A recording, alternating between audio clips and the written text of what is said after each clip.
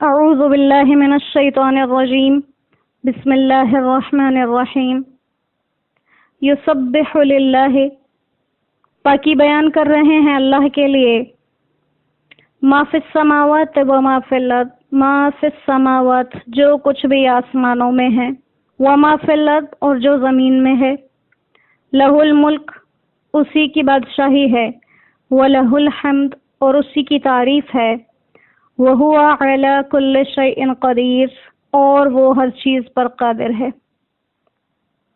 هُوَ الَّذِي وہی ہے، خَلَقَكُم جس نے تم کو بنایا، فَمِنْكُمْ كَافِرٌ تو تم میں سے کوئی کافر ہے، وَمِنْكُمْ مُؤْمِنٌ اور تم میں سے کوئی مومن، وَاللَّهُ بِمَا تَعْمَلُونَ اور اللہ تمہارے کیے ہوئے کاموں کو بصیر دیکھتا ہے۔ خلق جس نے بنایا السماوات آسمانوں کو، والارض اور زمین کو، بالحق ایک حق تدبیر کے ساتھ، وصورکم اور تمہاری تصویر بنائی، تمہاری صورتیں بنائی، فاحسن صورکم تو اچھی بنائی تمہاری صورتیں، وَإِلَيْهِ الْمَصِيرُ اور اس کی طرف سب کو پھر جانا ہے۔ يَعْلَمُ مَا فِي السَّمَاوَاتِ وہ جانتا ہے جو کچھ آسمانوں میں ہے، وَالْأَرْضِ اور جو زمین میں ہے، وَيَعْلَمُ مَا تُسِرُّونَ اور وہ جانتا ہے جو کچھ تم چھپاتے ہو، وَمَا تُعْلِنُونَ اور جو تم ظاہر کرتے ہو، وَاللَّهُ عَلِيمٌ بِذَاتِ الصُّدُورِ اور اللہ کو معلوم ہے دلوں کی باتیں۔ الم یأتکم کیا تمہیں نہیں پہنچی، نبأ الذین خبر ان لوگوں کی، کفروا جو کافر ہو گئے، من قبل اس سے پہلے، فذاقوا پھر انہوں نے چکھا، وبال امرہم اپنے کام کی سزا کو، وَلَهُمْ اور ان کے لیے عذاب عذاب ہے علیم دردناک۔ صدق اللہ العظیم۔ سورہ تغابن مدنی سورت ہے اور اس میں 18 آیات ہیں،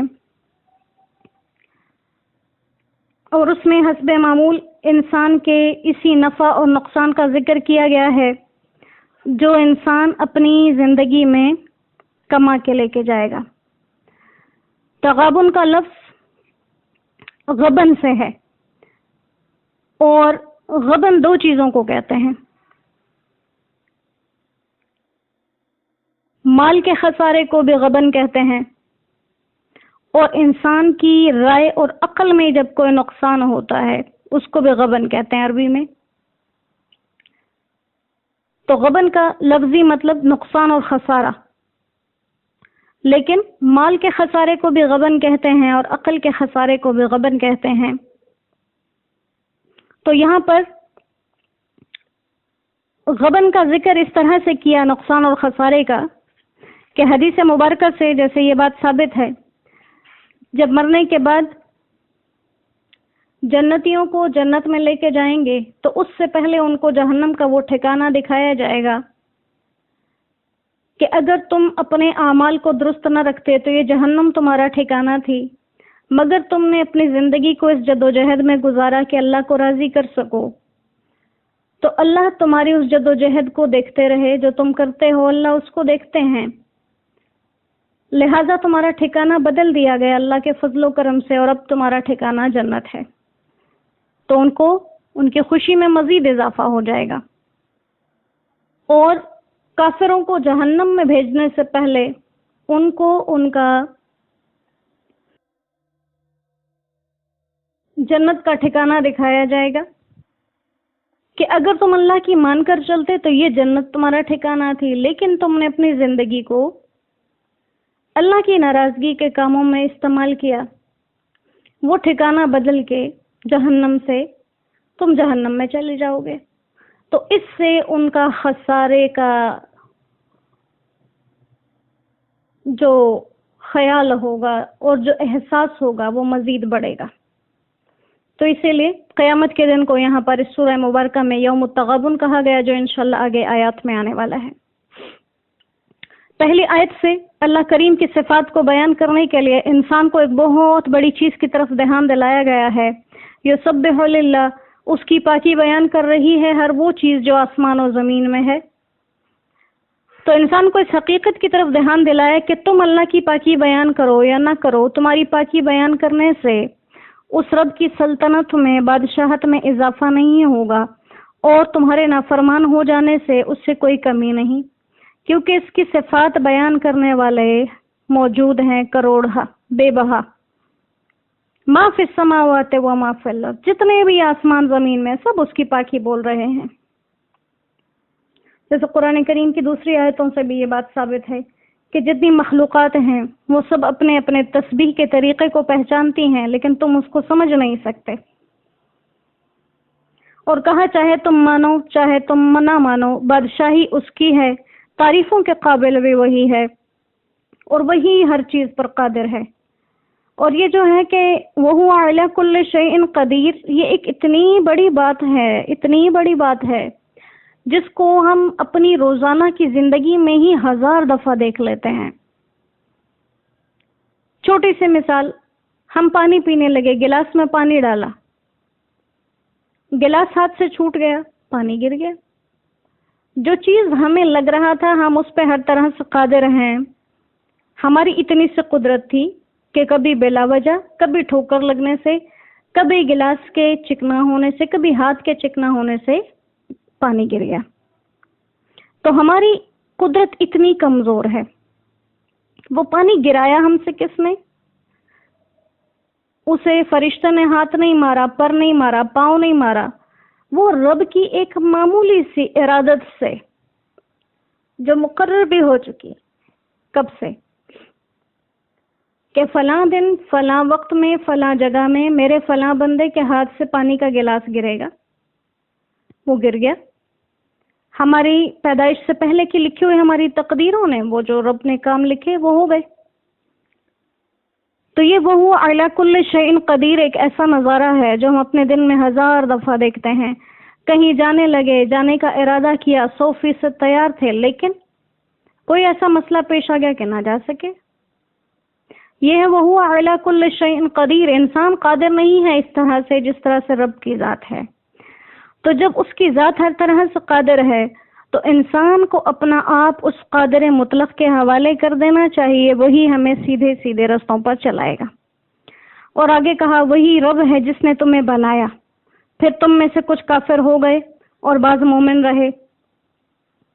یہاں فَمِنْكُم میں جو لفظ فا آیا ہے، یہ فا تب استعمال ہوتا ہے جب ایک کام کے بعد دوسرا کام ہو، ایک چیز کے ہو جانے کے بعد دوسری چیز ہو۔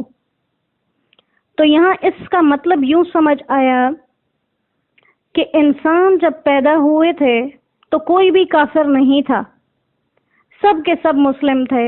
یہ کافر اور مومن کی تقسیم بعد میں انسان کے اپنے کسب اور اختیار کے ساتھ ہوئی، اور وہ کسب اور اختیار اللہ نے ہر انسان کو بخشا، اور اسی کسب اور اختیار کی وجہ سے ہی گناہ اور ثواب ملا کرتے ہیں۔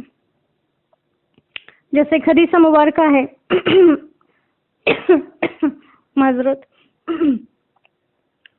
ایک حدیث مبارکہ ہے کہ ہر پیدا ہونے والا انسان اپنی فطرت اسلام پر پیدا ہوتا ہے، فطرت سلیمہ پر پیدا ہوتا ہے، لیکن پھر اس کے ماں باپ اس کو یا یہودی بنا دیتے ہیں، یا نصرانی بنا دیتے ہیں، یا مجوسی بنا دیتے ہیں۔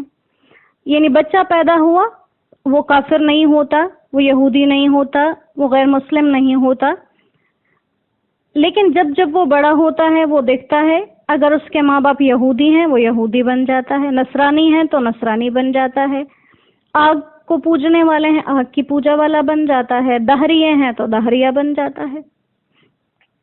تو کہا کہ انسان اپنی ابتدا میں سب کے سب مومن تھے، سب کے سب مسلمان تھے۔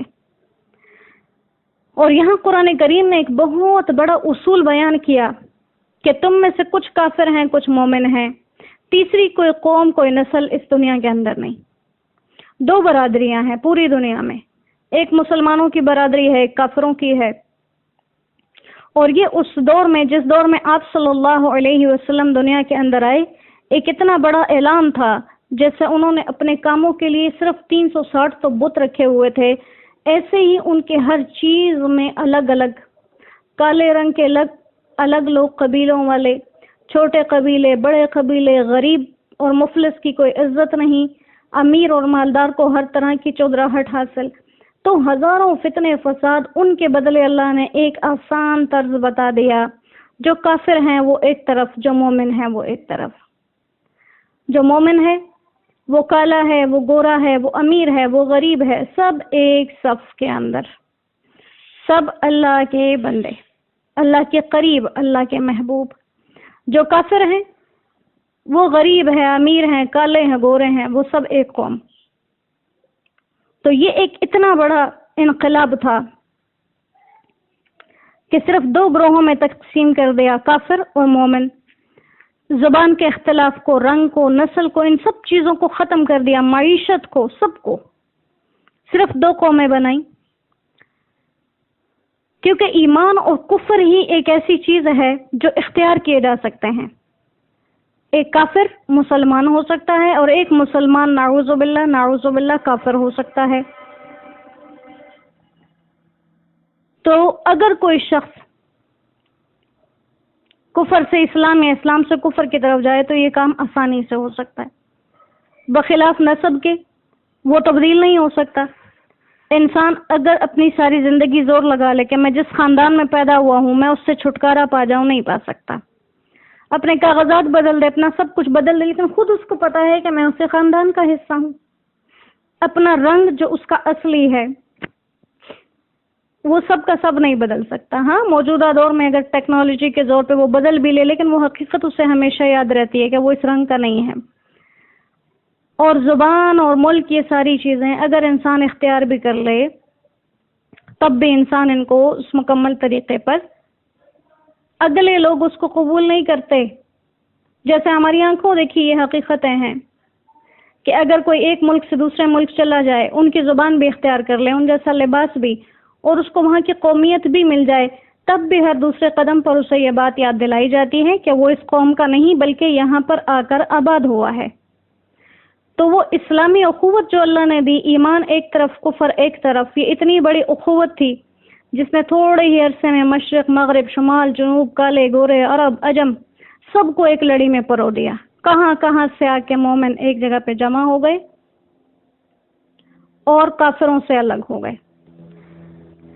تو اس کی طاقت کا اور اس قوت کا کوئی مقابلہ نہ کر سکا، تو انہوں نے پھر اپنے ان بتوں کو زندہ کیا جن کو آپ صلی اللہ علیہ وسلم نے پاش کیا، اور مسلمانوں کی اس عظیم ترین ملت میں ملک، وطن، رنگ، نسب وغیرہ وغیرہ کے ٹکڑے بانٹ دیے، جس سے دشمنوں کو اسلام کے خلاف حملے کرنے کے لیے آسانیاں ہو گئی، اور باوجود کفر کے آپس کے اختلافات کے وہ مسلمانوں کے لیے ایک ہی ملت کی طرح کھڑے ہیں۔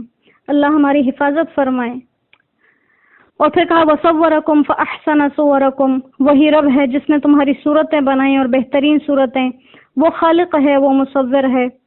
اور ہم دیکھیں کہ دنیا میں کھانے پینے کی کتنی چیزیں، استعمال کی کتنی چیزیں، اور انسانوں کی تعداد، جانور اور کیڑے مکوڑے، حشرات الارض، لیکن ان کی رنگ، ان کے نسلیں، ان کے خاندان سب کو الگ الگ بنا دیا، اور ایک ہی گھر کے اندر رہنے والے 8-10 لوگوں کی شکل بظاہر دیکھنے میں ایک جیسی لگے بھی، لیکن ہم تھوڑا سا غور کرنے پر اس چیز کو محسوس کرتے ہیں کہ نہیں، اس کا فلاں حصہ تو اس سے مختلف ہے۔